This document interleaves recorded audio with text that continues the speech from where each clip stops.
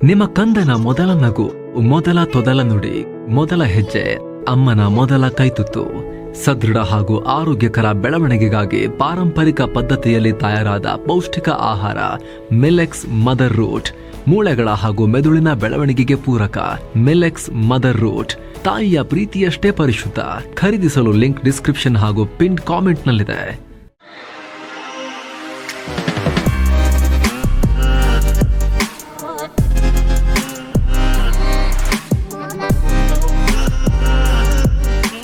Hi friends, ದಿನದ ಎಲ್ಲ ಪ್ರಮುಖ ಸುದ್ದಿಯನ್ನ ನಿಮಗೆ ತಲುಪಿಸುವ mastmaga.com ಫುಲ್ ನ್ಯೂಸ್ಗೆ ಸ್ವಾಗತ. ನಾನು ಅಮರ್ ಪ್ರಸಾದ್.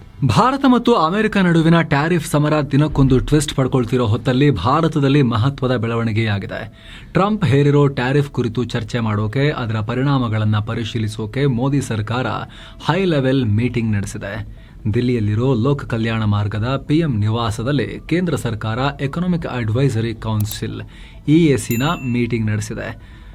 ಈ ಸಭೆಯಲ್ಲಿ ಕೇಂದ್ರ ಹಣಕಾಸು ಮಂತ್ರಿ ನಿರ್ಮಲಾ ಸೀತಾರಾಮನ್, ಪಿಎಂ ನರೇಂದ್ರ ಮೋದಿ ಸಂಪುಟದ ಇತರ ಪ್ರಮುಖ ಮಂತ್ರಿಗಳು ಪಾಲ್ಗೊಂಡಿದ್ರು. ಸದ್ಯ ಭಾರತದ ಮೇಲೆ 25% ಜಾರಿಯಲ್ಲಿದೆ. ಆಗಸ್ಟ್ 27ರಿಂದ ಇನ್ನೊಂದು 25% ರಷ್ಯನ್ ಆಯಿಲ್ ಟ್ರೇಡ್ಗೆ ಪೆನಾಲ್ಟಿಯಾಗಿ ಇನ್ನೊಂದು 25%, ಒಟ್ಟು 50% ಜಾರಿ ಮಾಡಕ್ಕೆ ಹೊರಟಿದಾರಲ್ಲ ಟೋಟಲ್. ಸೊ ಅದ್ರ ಬಗ್ಗೆ ಚರ್ಚೆ. ಇನ್ ಬಿಟ್ವೀನ್ ವ್ಯಾಪಾರ ಒಪ್ಪಂದ ಆದ್ರೆ ಅಥವಾ ಏನಾದ್ರು ಅಂಡರ್ಸ್ಟ್ಯಾಂಡಿಂಗ್ ಬಂದ್ರೆ ಆ ಎಕ್ಸ್ಟ್ರಾ ಟ್ಯಾರಿಫ್ ಮುಂದಕ್ಕೆ ಹೋಗ್ಬೋದು ಅಥವಾ ಬೀಳದೇ ಇರ್ಬೋದು. ಆದರೆ ಒಂದು ವೇಳೆ ಒಪ್ಪಂದ ಆಗಲಿಲ್ಲ, ಮಾತುಕತೆ ಏರ್ಪಡಲಿಲ್ಲ ಸರಿಯಾಗಿ ಅಂದರೆ ಟ್ಯಾರಿಫ್ ಎದುರಿಸಬೇಕಾಗತ್ತೆ. ಹಾಗಾಗಿ ಟ್ಯಾರಿಫ್ನಿಂದ ದೇಶದ ಎಕಾನಮಿ ಮೇಲೆ ಏನೆಲ್ಲ ಪರಿಣಾಮ ಆಗುತ್ತೆ ಅಂತ ಪರಿಶೀಲಿಸೋಕೆ, ವಿಚಾರ ವಿಮರ್ಶೆ ಮಾಡೋಕೆ ಈ ಮೀಟಿಂಗ್ ನಡೆದಿದೆ. ತುಂಬ ಕ್ರೂಷಿಯಲ್ ಮೀಟಿಂಗ್. ಯಾಕಂದರೆ ಎಕನಾಮಿಕ್ ಅಡ್ವೈಸರಿ ಕೌನ್ಸಿಲ್ ಪ್ರಧಾನಮಂತ್ರಿಗಳಿಗೆ ಆರ್ಥಿಕ ಸಲಹೆ ಕೊಡೋ ಒಂದು ಇಂಡಿಪೆಂಡೆಂಟ್ ಮಂಡಳಿ. ದೇಶದ ಆರ್ಥಿಕ ಪಾಲಿಸಿಗಳಿಗೆ ಸಂಬಂಧಪಟ್ಟಂತೆ ಕೆಲ ಆರ್ಥಿಕ ತಜ್ಞರು ಪಿಎಂಗೆ ಇಲ್ಲಿ ಸಲಹೆ ಕೊಡ್ತಾರೆ. ಸದ್ಯ ಈ ಮಂಡಳಿಗೆ ಪ್ರೊಫೆಸರ್ ಎಸ್ ಮಹೇಂದ್ರ ದೇವ್ ಮುಖ್ಯಸ್ಥರು. ಇವ್ರ ಜೊತೆ ಸಂಜಯ್ ಕುಮಾರ್ ಮಿಶ್ರಾ, ಸಂಜೀವ್ ಸನ್ಯಾಲ್, ಶಮಿಕಾ ರವಿ ಇವರು ಫುಲ್ ಟೈಮ್ ಮೆಂಬರ್ಸ್. ಉಳಿದಂತೆ ಇನ್ನೂ 11 ಜನ ಪಾರ್ಟ್ ಟೈಮ್ ಮೆಂಬರ್ಸ್ ಕೂಡ ಇದ್ದಾರೆ. ಇವರಲ್ಲಿ ಪಿಎಂ ಆಗಾಗ ಕೆಲ ಸದಸ್ಯರನ್ನ ಚೇಂಜ್ ಕೂಡ ಮಾಡ್ತಾ ಇರ್ತಾರೆ. ಈಗ ಇದೇ ಟೀಮ್ ಜೊತೆ ಮೋದಿ ಕ್ಯಾಬಿನೆಟ್ನ 7 ಮಂತ್ರಿಗಳು ಸಭೆಯಲ್ಲಿ ಪಾಲ್ಗೊಂಡಿದ್ದಾರೆ. ಸೊ ಇಲ್ಲಿ ಏನು ಸಲಹೆ ಬರುತ್ತೆ, ಏನು ಡಿಸ್ಕಷನ್ ಆಗುತ್ತೆ, ಯಾವ ನಿರ್ಧಾರಕ್ಕೆ ಬರ್ತಾರೆ, ಇದು ಭಾರತದ ಅಪ್ರೋಚನ್ನ ಯಾವ ರೀತಿ ಶೇಪ್ ಮಾಡುತ್ತೆ, ಈ ಎಲ್ಲ ಕುತೂಹಲ ಇದೆ ಈಗ. ಅಷ್ಟು ಮಾತ್ರ ಅಲ್ಲ, ಚೀನಾ ವಿದೇಶಾಂಗ ಸಚಿವ ವಾಂಗ್ ಯಿ ಭಾರತಕ್ಕೆ ಬಂದು ಪಿಎಂ ಜೊತೆ ಮಾತುಕತೆ ನಡೆಸೋಕು ಮುನ್ನ ಈ ಮೀಟಿಂಗ್ ಆಗ್ತಿರೋದು ಕೂಡ ಇಂಪಾರ್ಟೆಂಟ್. ಇನ್ನೊಂದು, ವಿದೇಶಾಂಗ ಸಚಿವ ಎಸ್ ಜೈಶಂಕರ್ ಆಗಸ್ಟ್ 21ನೇ ತಾರೀಕು ಅಂದ್ರೆ ಇನ್ನು 3 ದಿನಗಳಲ್ಲಿ ರಷ್ಯಾಗೆ ಹೋಗಿ ವಿದೇಶಾಂಗ ಮಂತ್ರಿ ಸೆರ್ಗೆ ಲೋವ್ರೋವ್ ಅವರನ್ನ ಮೀಟ್ ಆಗ್ತಾರೆ. ಅಲ್ಲದೆ ಭಾರತ ಅಮೆರಿಕ ಮಧ್ಯೆ ದ್ವಿಪಕ್ಷೀಯ ವ್ಯಾಪಾರ ಒಪ್ಪಂದದ ವಿಚಾರವಾಗಿ 6ನೇ ಸುತ್ತಿನ ಮಾತುಕತೆ ಆಗಸ್ಟ್ 25ರಿಂದ 29ನೇ ತಾರೀಕಿನವರೆಗೆ ಏನು ನಡಿಬೇಕು ಅಂತ ಫಿಕ್ಸ್ ಆಗಿತ್ತು. ಆದ್ರೆ ಅದನ್ನ ಈಗ ಮುಂದೂಡಿಕೆ ಮಾಡಲಾಗಿದೆ. ಏನು ಒಳ್ಳೆ ಪಾಸಿಟಿವ್ ಸಂಕೇತಗಳು ಬರ್ತಾ ಇಲ್ಲ ಅಮೆರಿಕ ಮತ್ತು ಭಾರತದ ವಿಚಾರದಲ್ಲಿ. ಸೊ ಎಲ್ಲ ಘಟನಾವಳಿಗಳ ಹಿನ್ನೆಲೆಯಲ್ಲಿ ಪಿಎಂ ನರೇಂದ್ರ ಮೋದಿ ಈ ಇಎಸಿ ಮೀಟಿಂಗ್ ನಡೆಸ್ತಿರೋದು ಮಹತ್ವ ಪಡ್ಕೊಳ್ತಾ ಇದೆ.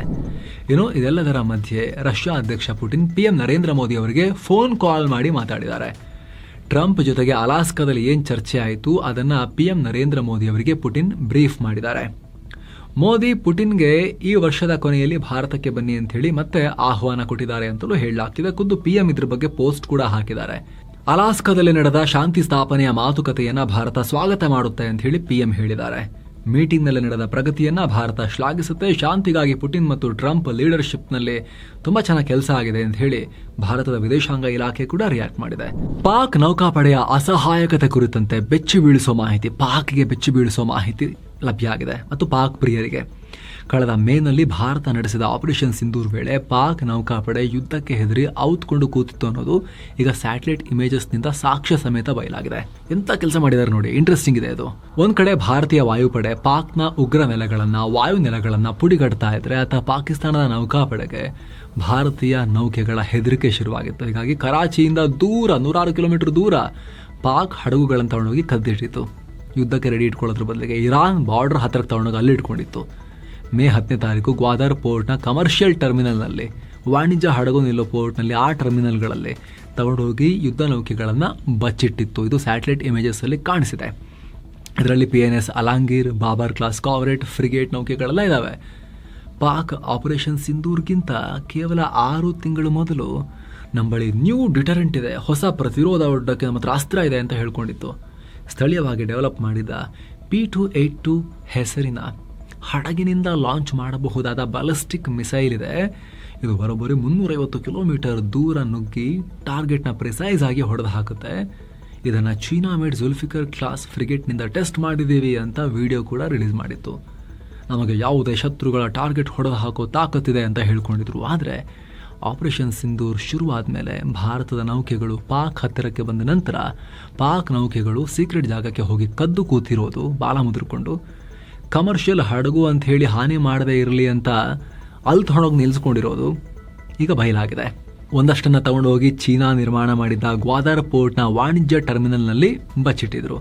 ಇದ್ದ ಬದ್ದ ಪುಡಿ ಹಡಗುಗಳನ್ನು ಸೋಕಾಲ್ಡ್ ಸುರಕ್ಷಿತ ಜಾಗಕ್ಕೆ ಬೇರೆ ಕಡೆಗೆ ಮೂವ್ ಮಾಡಿದ್ರು ಅಂತ ಇಂಟರ್ನ್ಯಾಷನಲ್ ಸಂಸ್ಥೆಗಳು ತೆಗೆದಿರೋ ಕಮರ್ಷಿಯಲ್ ಸ್ಯಾಟಲೈಟ್ ಇಮೇಜಸ್ ಇಂದ ಬಟಾ ಬಯಲಾಗಿದೆ. ಸಿದ್ದು ಸರ್ಕಾರದ ಮಹತ್ವಾಕಾಂಕ್ಷೆಯ ಶಕ್ತಿ ಯೋಜನೆಗೆ ಈಗ ಗೋಲ್ಡನ್ ಬುಕ್ ಆಫ್ ರೆಕಾರ್ಡ್ಸ್ನಲ್ಲಿ ಸ್ಥಾನ ಸಿಕ್ಕಿದೆ. 2 ವರ್ಷಗಳಲ್ಲಿ 500 ಕೋಟಿಗೂ ಅಧಿಕ ಮಹಿಳೆಯರು ಈ ಯೋಜನೆಯಿಂದ ಲಾಭ ಪಡೆದು ಉಚಿತವಾಗಿ ಪ್ರಯಾಣ ಮಾಡಿದ್ದಾರೆ. ಅದಕ್ಕೆ ಇದು ವರ್ಲ್ಡ್ ರೆಕಾರ್ಡ್ ಮಾಡಿದೆ ಅಂತ ಹೇಳಿ ಬುಕ್ನಲ್ಲಿ ಸೇರಿಸಿಕೊಂಡಿದ್ದಾರೆ. ಆಪಲ್ ಇಂಡಿಯಾ ಪ್ರೈವೇಟ್ ಲಿಮಿಟೆಡ್, ಆಪಲ್ನ ಐಫೋನ್ ತಯಾರಕ ಆಪಲ್ನ ಭಾರತ ಘಟಕ ಬೆಂಗಳೂರಲ್ಲಿ 10 ವರ್ಷ ಅವಧಿಗೆ 2.7 lakh square feet office space ಅನ್ನ ಈಗ ಪಡ್ಕೊಂಡಿದೆ ಲೀಸ್ಗೆ. ಈ ಜಾಗದ ಒಟ್ಟಾರೆ ಬಾಡಿಗೆ ವೆಚ್ಚ 1,000 ಕೋಟಿ ರೂಪಾಯಿ. ಬಾಡಿಗೆ ವೆಚ್ಚ ಪ್ರತಿ ಸ್ಕ್ವೇರ್ ಫೀಟ್ಗೆ ಪ್ರತಿ ತಿಂಗಳಿಗೆ 235 ರೂಪಾಯಿ ಆಗುತ್ತೆ. 235 ರೂಪಾಯಿ ಇಂಟು 2.7 ಲಕ್ಷ ಸ್ಕ್ವೇರ್ ಫೀಟ್ ಎಷ್ಟಾಗುತ್ತೆ ನೋಡಿ. ಸಾವಿರಾರು ಕೋಟಿ ರೂಪಾಯಿ ಬಾಡಿಗೆ ಖರ್ಚು ಮಾಡ್ತಿದ್ದಾರೆ. ರಿಯಲ್ ಎಸ್ಟೇಟ್ ಡೆವಲಪರ್ ಎಂಬೆಸಿ ಗ್ರೂಪ್ನಿಂದ ಆಪಲ್ ಈ ಜಾಗವನ್ನ ಬಾಡಿಗೆಗೆ ತಗೊಂಡಿದೆ. ಮಹದಾಯಿ ಯೋಜನೆಗೆ ಸಂಬಂಧಪಟ್ಟಂತೆ ರಾಜ್ಯ ಸರ್ಕಾರ ದೊಡ್ಡ ಹೆಜ್ಜೆ ಇಟ್ಟಿದೆ. ಈ ಯೋಜನೆ ಜಾರಿಗೆ ಬೇಕಾದ ಭೂಮಿಯನ್ನ ಸ್ವಾಧೀನಪಡಿಸಿಕೊಳ್ಳೋಕೆ ಅಧಿಸೂಚನೆ ಹೊರಡಿಸಿದೆ. ಹೀಗಾಗಿ ಈ ವಿಚಾರ ಮತ್ತೆ ಕೇಂದ್ರದ ಅಂಗಳ ತಲುಪಿದೆ. ಕೇಂದ್ರ ಪರಿಸರ ಮತ್ತು ರಾಷ್ಟ್ರೀಯ ವನ್ಯಜೀವಿ ಮಂಡಳಿ ಪರ್ಮಿಷನ್ ಮಾತ್ರ ಬಾಕಿ ಉಳಿದಿದೆ. ಒಂದ್ ಕಡೆ ಗೋವಾ ಈ ಯೋಜನೆ ಜಾರಿಯಾಗೋಕೆ ಬಿಡಲ್ಲ ಅಂತ ಪಟ್ಟು ಹಿಡಿದಿರೋ ನಡುವೆನೆ ರಾಜ್ಯ ಸರ್ಕಾರ ಈ ಹೆಜ್ಜೆ ಇಟ್ಟಿದೆ. ಅಂದಹಾಗೆ ಮಹದಾಯಿ ಯೋಜನೆ ಮೂಲಕ ಹುಬ್ಬಳ್ಳಿ ಧಾರವಾಡ ಸೇರಿದ ಹಾಗೆ ಕಿತ್ತೂರು ಕರ್ನಾಟಕ ಭಾಗದ 13 ಪಟ್ಟಣ ಹಾಗೂ 100 ಹಳ್ಳಿಗಳಿಗೆ ಕುಡಿಯೋ ನೀರು ಒದಗಿಸೋ ಉದ್ದೇಶ ಇಟ್ಕೊಳ್ಳಲಾಗಿದೆ. ಆದರೆ ಈ ಯೋಜನೆ ಸಂಬಂಧ ಕರ್ನಾಟಕ ಮತ್ತು ಗೋವಾ ನಡುವೆ ಸಂಘರ್ಷ ನಡೀತಾ ಇದೆ. ಈ ನದಿ ಒಟ್ಟು 111 ಕಿಲೋಮೀಟರ್ ಹರಿಯುತ್ತೆ. ಈ ಪೈಕಿ ಗೋವಾದಲ್ಲಿ 52 ಕಿಲೋಮೀಟರ್, ಹಾಗೆ ಮಹಾರಾಷ್ಟ್ರದಲ್ಲಿ 9 ಕಿಲೋಮೀಟರ್, ಕರ್ನಾಟಕದಲ್ಲಿ 29 ಕಿಲೋಮೀಟರ್ ಹರಿಯುತ್ತೆ. ಹೀಗಾಗಿ ಮಹದಾಯಿ ನದಿ ನೀರನ್ನ ಮಲಪ್ರಭಾ ನದಿಗೆ ಹರಿಸಿ ಬಳಸೋಕೆ ಮುಂದಾಗಿತ್ತು. ಆದರೆ ಗೋವಾ ಸರ್ಕಾರ ಯೋಜನೆಗೆ ವಿರೋಧ ಮಾಡ್ತಾ ಬಂದಿದೆ. ಹೀಗಾಗಿ ಕೇಂದ್ರ ಸರ್ಕಾರ 2010ರಲ್ಲಿ ಮಹದಾಯಿ ಜಲ ವಿವಾದ ಮಂಡಳಿ ರಚಿಸಿತ್ತು. ಅದರಂತೆ ಮಂಡಳಿ ಈ ಬಗ್ಗೆ ಪರಿಶೀಲನೆ ಮಾಡಿ 2018ರಲ್ಲಿ ಕರ್ನಾಟಕಕ್ಕೆ 13.42 TMC ನೀರನ್ನ ಹಂಚಿಕೆ ಮಾಡಿ ಅಂತ ಆದೇಶಿಸಿತ್ತು. ಆದರೆ ಈ ಯೋಜನೆಗೆ DPR ಪರ್ಮಿಷನ್ ಇದ್ರೂ ಕೂಡ ಕೇಂದ್ರದ ಪರಿಸರ ಇಲಾಖೆ ಅಪ್ರೂವಲ್ ಇದುವರೆಗೂ ಬಂದಿರಲಿಲ್ಲ. ಏನೋ ರೇಣುಕಾಸ್ವಾಮಿ ಕೊಲೆ ಕೇಸಲ್ಲಿ ಜೈಲ್ ಸೇರಿರೋ ನಟ ದರ್ಶನ್ ರನ್ನ ಪರಪ್ಪನ ಅಗ್ರಹಾರ ಜೈಲಿನಿಂದ ಬೇರೆ ಕಡೆಗೆ ಶಿಫ್ಟ್ ಮಾಡಿ ಅಂತ ಜೈಲಾಧಿಕಾರಿಗಳೇ ಪ್ರೆಷರ್ ಹಾಕ್ತಿದ್ದಾರೆ ಅಂತ ಹೇಳಲಾಗ್ತಿದೆ. ಈ ವಿಚಾರ ಕೋರ್ಟ್ಗೆ ಹೋಗಿದೆ. ಈಗ ವಿಚಾರಣೆ ನಡೆಸಿದ ನ್ಯಾಯಾಲಯ ದರ್ಶನ್ ಪರ ವಕೀಲರಿಗೆ ಆಕ್ಷೇಪಣೆ ಸಲ್ಲಿಸೋಕೆ ಟೈಮ್ ಕೊಡಿ, ಮುಂದಿನ ವಿಚಾರಣೆಯನ್ನ ಆಗಸ್ಟ್ 23ಕ್ಕೆ ಫಿಕ್ಸ್ ಮಾಡಿ ಅಂತ ಹೇಳಿದ್ದಾರೆ. ದರ್ಶನ್ ಕಳೆದ ಬಾರಿ ಅರೆಸ್ಟ್ ಆದಾಗ ಪರಪ್ಪನ ಅಗ್ರಹಾರದಲ್ಲಿ ರಾಜಾತಿಥ್ಯ ಸಿಕ್ಕಿರೋದಕ್ಕೆ ಸುಪ್ರೀಂ ಕೋರ್ಟ್ ದರ್ಶನ್ ರ ಬೇಲ್ ಕ್ಯಾನ್ಸಲ್ ಮಾಡುವಾಗ ಜೈಲಿನ ಅಧಿಕಾರಿಗಳಿಗೆ ಎಚ್ಚರಿಕೆ ಕೊಟ್ಟು ನಿಮ್ ಗ್ರಾಚಾರ ಬಿಡಿಸ್ತೀವಿ ಅಂತ ಹೇಳಿತ್ತು. ಇನ್ನೊಂದ್ಸರಿ ರಿಪೀಟ್ ಆದ್ರೆ ಈ ರೀತಿ ಅಧಿಕಾರಿಗಳನ್ನೇ ಹೊಣೆ ಮಾಡಿ ನಿಮ್ಮೇಲೆ ಆಕ್ಷನ್ ತಗೊಳ್ತೀವಿ ಅಂತ. ಅದ್ರ ಬೆನ್ನಲ್ಲೇ ದರ್ಶನ್ ಸವಾಸನೆ ಬೇಡ ಅಂತ ಹೇಳಿ ದರ್ಶನ್ ಜೈಲ್ ಸೇರ್ತಿದ್ದ ಹಾಗೆ ಬೇರೆ ಕಡೆ ತಗೊಂಡೋಗಿ ಇಲ್ಲಿ ಬೇಡ ಅಂತ ಹೇಳಿ ಜೈಲಿನವರೇ ಹೇಳೋಕ್ ಶುರು ಮಾಡಿದ್ದಾರೆ ಅನ್ನೋ ಮಾಹಿತಿ ಬರ್ತಾ ಇದೆ. ಬಹುನಿರೀಕ್ಷಿತ ಬೆಂಗಳೂರಿನ KR Puram to Mekhri circle ಸಂಪರ್ಕ ಕಲ್ಪಿಸುವ ಹೆಬ್ಬಾಳ ವಿಸ್ತರಿತ ಮೇಲ್ಸೇತುವೆಯನ್ನ ಸಿಎಂ ಸಿದ್ದರಾಮಯ್ಯ ಹಾಗೂ DCM DK ಶಿವಕುಮಾರ್ ಉದ್ಘಾಟಿಸಿದ್ದಾರೆ. ಬಳಿಕ DK ಶಿವಕುಮಾರ್ ಫ್ಲೈಓವರ್ ಮೇಲೆ ಬೈಕ್ ರೈಡ್ ಮಾಡಿದ್ದಾರೆ. ಕೆಲ ದಿನಗಳ ಹಿಂದೆ ಫ್ಲೈಓವರ್ ವೀಕ್ಷಣೆ ಮಾಡುವಾಗ ದಂಡ ಬಾಕಿ ಇರೋ ಬೈಕ್ ಓಡಿಸಿ DCM ಟೀಕೆ ಗುರಿಯಾಗಿದ್ರು. ಈ ಸಲ ಹೊಸ ಹೆಲ್ಮೆಟ್ ಮತ್ತು ತಮ್ಮ ನೆಚ್ಚಿನ SD ಬೈಕ್ ತಗೊಂಡು DK ಶಿವಕುಮಾರ್ ಫ್ಲೈಓವರ್ ಮೇಲೆ ರೈಡ್ ಮಾಡಿದ್ದಾರೆ.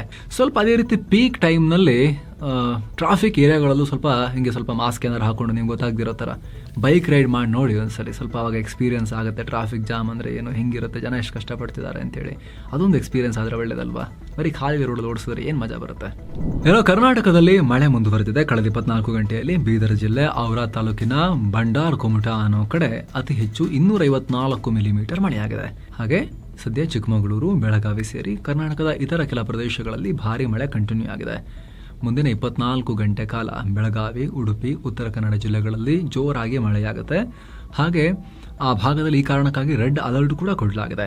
ಅತ್ತ ಧಾರವಾಡ, ಗದಗ, ಹಾವೇರಿ, ಶಿವಮೊಗ್ಗ, ಚಿಕ್ಕಮಗಳೂರು ಹಾಗೂ ದಕ್ಷಿಣ ಕನ್ನಡ ಜಿಲ್ಲೆಗಳಿಗೆ ಆರೆಂಜ್ ಅಲರ್ಟ್ ಕೊಡಲಾಗಿದೆ. ಉಳಿದಂತೆ ರಾಜ್ಯ ರಾಜಧಾನಿ ಬೆಂಗಳೂರು ಸೇರಿದ ಹಾಗೆ ಇತರ ಜಿಲ್ಲೆಗಳಿಗೆ ಯೆಲ್ಲೋ ಅಲರ್ಟ್ ಕೊಡಲಾಗಿದೆ. ಮತ್ತೊಂದು ಕಡೆ ವಾಣಿಜ್ಯ ನಗರಿ ಮುಂಬೈನಲ್ಲೂ ಕೂಡ ಮಳೆ ಆರ್ಭಟ ಜೋರಾಗಿದೆ. ಮಳೆ ಬಿಟ್ಟು ಬಿಡದೆ ಸುರಿತಾ ಇದೆ. ಹೀಗಾಗಿ ಹವಾಮಾನ ಇಲಾಖೆ ಮುಂಬೈ ನಗರಕ್ಕೆ ಆರೆಂಜ್ ಅಲರ್ಟ್ ಜಾರಿ ಮಾಡಿದೆ. ಅಳಿವಿನಂಚಿಗೆ ಬಂದಿರೋ ನಕ್ಸಲರು ಈಗ ಮತ್ತೊಂದು ದೊಡ್ಡ ದಾಳಿ ಮಾಡಿಬಿಟ್ಟಿದ್ದಾರೆ. ಛತ್ತೀಸ್ಗಢದ ಬಿಜಾಪುರ ಜಿಲ್ಲೆಯಲ್ಲಿ ನಕ್ಸಲರು ಇರಿಸಿದ್ದ ಸ್ಫೋಟಕ ಸಿಡಿದು ಒಬ್ಬರು ಪೊಲೀಸರು ಹುತಾತ್ಮರಾಗಿದ್ದಾರೆ. 5 ಪೊಲೀಸ್ ಸಿಬ್ಬಂದಿ ಗಾಯಗೊಂಡಿದ್ದಾರೆ. ಇನ್ನೊಂದು ಕಡೆ ಇದೇ ಛತ್ತೀಸ್ಗಢದ ಗರಿಯಾಬಂದ್ ಅನ್ನೋ ಕಡೆ 4 ನಕ್ಸಲರು ಪೊಲೀಸರ ಮುಂದೆ ಶರಣಾಗಿದ್ದಾರೆ. ಇವರೆಲ್ಲ 1 ದಶಕಕ್ಕೂ ಹೆಚ್ಚು ಕಾಲ ಈ ಭಾಗದಲ್ಲಿ ನಕ್ಸಲರಾಗಿ ಆಕ್ಟಿವ್ ಆಗಿದ್ರು. ಇವ್ರ ಬಗ್ಗೆ ಮಾಹಿತಿ ಕೊಟ್ಟವರಿಗೆ 19 ಲಕ್ಷ ರೂಪಾಯಿ ಟೋಟಲ್ ಎಲ್ಲ ಸೇರಿ ಬಹುಮಾನ ಕೂಡ ಇತ್ತು. ಈ ನಕ್ಸಲರೀಗ ಖುದ್ದು ತಾವೇ ಮುಂದೆ ಬಂದು ಶಸ್ತ್ರತ್ಯಾಗ ಮಾಡಿ ಶರಣಾಗಿದ್ದಾರೆ. ಇನ್ನು ಪಶ್ಚಿಮ ಬಂಗಾಳದ ಬಸುನಗರ್ನಲ್ಲಿರೋ ಮಧ್ಯಮ ಗ್ರಾಮ ಪ್ರೌಢಶಾಲೆಯಲ್ಲಿ ಭಾನುವಾರ ಸ್ಫೋಟ ಉಂಟಾಗಿದೆ. ಪರಿಣಾಮ ಸಚ್ಚಿದಾನಂದ ಮಿಶ್ರಾ ಅನ್ನೋ ವ್ಯಕ್ತಿ ಮೃತಪಟ್ಟಿದ್ದಾರೆ. ಈ ಸಚ್ಚಿದಾನಂದ ಮಿಶ್ರಾ ಚೀಲ ಹೊತ್ಕೊಂಡು ಹೋಗ್ತಾ ಇದ್ದಾಗ ಡಮ್ ಅಂದಿದೆ. ಆ ಚೀಲದಲ್ಲಿ ಸ್ಫೋಟಕ ಇತ್ತು ಅಂತ ಹೇಳಿ ಪೊಲೀಸರು ಅನುಮಾನ ವ್ಯಕ್ತಪಡಿಸ್ತಿದ್ದಾರೆ. ಇದರ ಬೆನ್ನಲ್ಲೇ NIA ಕೂಡ ಈ ಸಚ್ಚಿದಾನಂದ ಮಿಶ್ರಾ ಸ್ಫೋಟಕ ಹೊತ್ಕೊಂಡು ಎಲ್ಲಿಗೆ ಹೋಗ್ತಾ ಇದ್ದಿದ್ದು, ಅವ್ರ ಬ್ಯಾಗಲ್ಲಿತ್ತ, ಸ್ಫೋಟಕ್ಕೆ ಏನ್ ಕಾರಣ ಅಂತೆಲ್ಲ ಚೆಕ್ ಮಾಡ್ತಿದ್ದಾರೆ. GST ರೇಟ್ ಕಟ್ ಘೋಷಣೆ ಬೆನ್ನಲ್ಲೇ GST 2.0 ರಿಫಾರ್ಮ್ಸ್ ಅನೌನ್ಸ್ ಮಾಡಿದ ಬೆನ್ನಲ್ಲೇ PM ಇಂಡಿಪೆಂಡೆನ್ಸ್ ಡೇ ಸ್ಪೀಚ್ ಆದ್ಮೇಲೆ ಇದು ಮೊದಲ ಟ್ರೇಡಿಂಗ್ ಸೆಷನ್ ಅಲ್ವಾ ಸೋಮವಾರದ್ದು, ಷೇರುಪೇಟೆಯಲ್ಲಿ ಚೇತರಿಕೆ ಕಂಡು ಬಂದಿದೆ. ದಿನದ ವಹಿವಾಟಿನ ಅಂತ್ಯಕ್ಕೆ ಸೆನ್ಸೆಕ್ಸ್ 676 ಪಾಯಿಂಟ್ಸ್ ಏರಿಕೆಯಾಗಿ 81,273ಕ್ಕೆ ತಲುಪಿದೆ. ನಿಫ್ಟಿ 245 ಪಾಯಿಂಟ್ಸ್ ರೈಸ್ ಆಗಿ 24,876ಕ್ಕೆ ರೀಚ್ ಆಗಿದೆ. Maruti Suzuki, Hero MotoCorp, Nestle India, Vodafone Idea, Yes Bank, Canara Bank ಷೇರುಗಳು ಗ್ರೀನ್ ನಲ್ಲಿ ಎಂಡ್ ಆಗಿವೆ. ಇನ್ನು Eternal, Tech Mahindra, ITC, Bharat Electronics Limited, Reliance Power, BHEL ಷೇರುಗಳು ಲಾಸ್ ಮಾಡಿಕೊಂಡಿವೆ.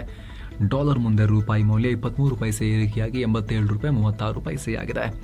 ಇನ್ನು ಚಿನ್ನ ಮತ್ತು ಬೆಳ್ಳಿ ಬೆಲೆ ವಿಚಾರಕ್ಕೆ ಬಂದರೆ 24 ಕ್ಯಾರೆಟ್ನ 10 ಗ್ರಾಂ ಚಿನ್ನದ ಬೆಲೆಯಲ್ಲಿ 400 ರೂಪಾಯಿ ಕಮ್ಮಿಯಾಗಿ 99,623 ರೂಪಾಯಿ ಆಗಿದೆ. 22 ಕ್ಯಾರೆಟ್ನ 10 ಗ್ರಾಂ ಚಿನ್ನದ ಬೆಲೆಯಲ್ಲಿ 361 ರೂಪಾಯಿ ಕಮ್ಮಿಯಾಗಿ 91,260 ರೂಪಾಯಿ ಆಗಿದೆ. 1 ಕೆಜಿ ಬೆಳ್ಳಿ ಬೆಲೆಯಲ್ಲಿ 883 ರೂಪಾಯಿ ಕಮ್ಮಿಯಾಗಿ 1,14,050 ರೂಪಾಯಿ ಆಗಿದೆ. ಸೊ ಫ್ರೆಂಡ್ಸ್, ಇದಾಗಿತ್ತು ಇವತ್ತಿನ ಫುಲ್ ನ್ಯೂಸ್. ನಾವು ಕುಯ್ದಿಲ್ಲ, ಹೇಳದಿಲ್ಲ, ಕಿರ್ಚಾಡಿಲ್ಲ, ಕೇವಲ ಸುದ್ದಿಯ ರೀತಿಯಲ್ಲಿ ನಿಮಗೆ ತಲುಪಿಸುವ ಪ್ರಯತ್ನವನ್ನ ಮಾಡಿದ್ದೀವಿ. ನಮ್ಮ ಈ ಪ್ರಯತ್ನ ನಿಮಗೆ ಇಷ್ಟ ಆಗ್ತಾ ಇದ್ರೆ ದಯವಿಟ್ಟು mastmaga.com ನ ಚಾನಲ್ಗೆ ಸಬ್ಸ್ಕ್ರೈಬ್ ಮಾಡಿ ಪಕ್ಕದ ಬೆಲ್ ಐಕಾನ್ ಮೇಲೆ ಕ್ಲಿಕ್ ಮಾಡೋದನ್ನ ಯಾವುದೇ ಕಾರಣಕ್ಕೂ ಮರಿಬೇಡಿ. Thank you so much. ಮತ್ತೆ ಭೇಟಿ ಆಗ್ತಿರೋಣ. ನಮಸ್ತೆ.